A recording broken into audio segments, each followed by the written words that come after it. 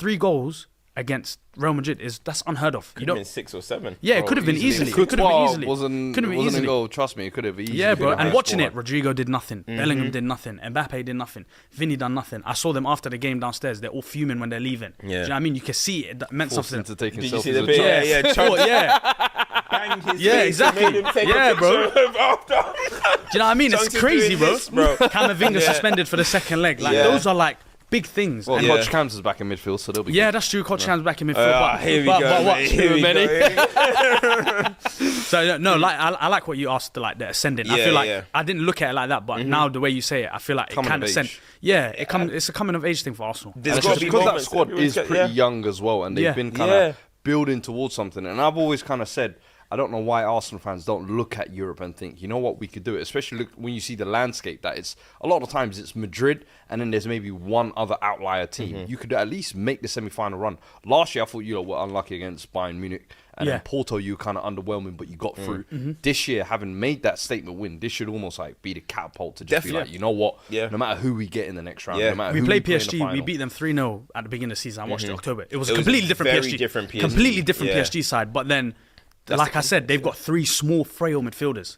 As much as they press, work though. They work. No. As much as they press high, when you have 3 midfielders that are physically big, more imposing, can run more than them, and when they come to the Emirates, it's a big difference compared to playing against another away team. That can be a hindrance to them. Do you know what I mean? So hopefully, the PSG Arsenal, if it does become the semis, that is a very interesting tie because I'm looking at it as like a super attack versus I think a super defensive team. Not saying you're a defensive team, but we're a good Arsenal, defensive team. Exactly. So it's going to be so interesting. I'm looking at, for example, like an Inter. I think Inter are the team that are spanners in the works for every team. I think Arsenal is a weird matchup. Barcelona is a weird but PSG could play into Arsenal's hands a little bit, but they are so fluid. They're so... Before we get into that, actually, quickly, before we get into that, Elias, I want you to look into this camera right here. I'm looking right there now.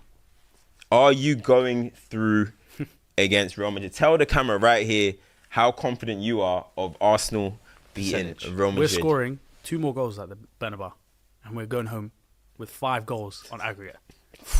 I'm telling you from now, 5 goals on aggregate. Doesn't matter how many we can see that day. We're getting 5 goals on aggregate that day.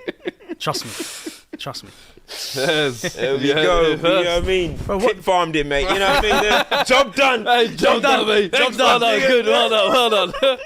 No, Fez. What do you lot think about the second leg? Do you think we'll go through comfortably? I think Arsenal 100% going through. Yeah. I think it's a given. Worst, you walk away, you maybe lose a tie, but I don't think it will be enough to turn the deficit over. But in my opinion, you should go through that next round. And this almost reminds me of Chelsea a few years back when they won it.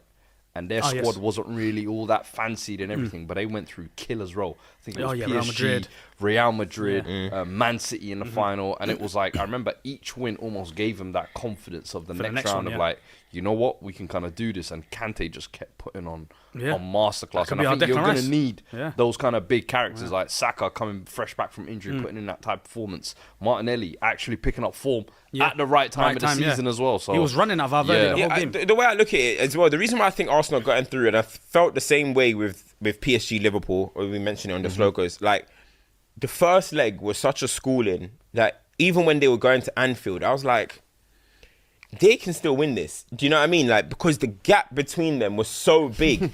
Like you know that sometimes everyone off guard.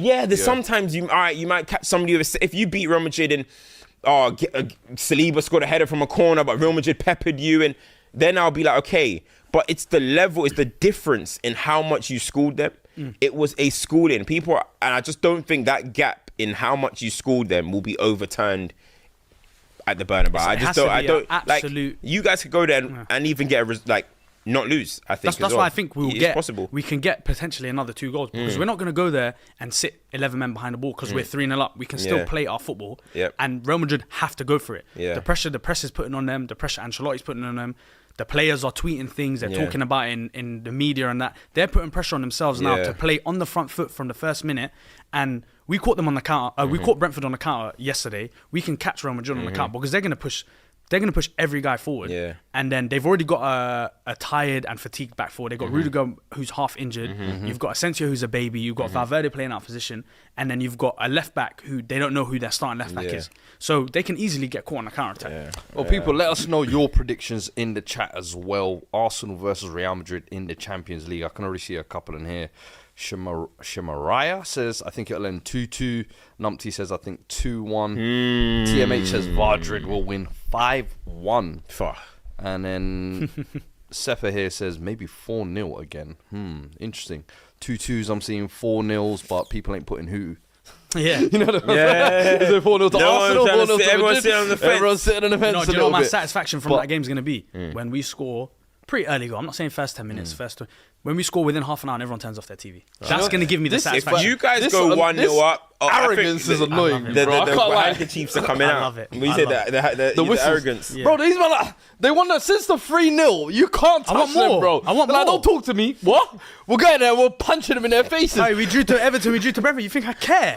I drew to Brentford. Bro, I tried coming in, I was like, yeah, I'm at Pepper this weekend. I was like, nah, man, they're still bouncing off Madrid, bro. I watched that Brentford game. Half the guys didn't even want to put a foot in because they don't want to be injured for that return game against at the Bernabeu. Jorginho wants to be on the bench at Bernabeu. He wants to look up at the stars. Do you know what I mean? Partey's there, like he's coming off. I might have an injury. Do you know what I mean? All these little things. People want to play in that Bernabeu. I'm seeing Declan Rice pull out of tackles. Do you know what I mean?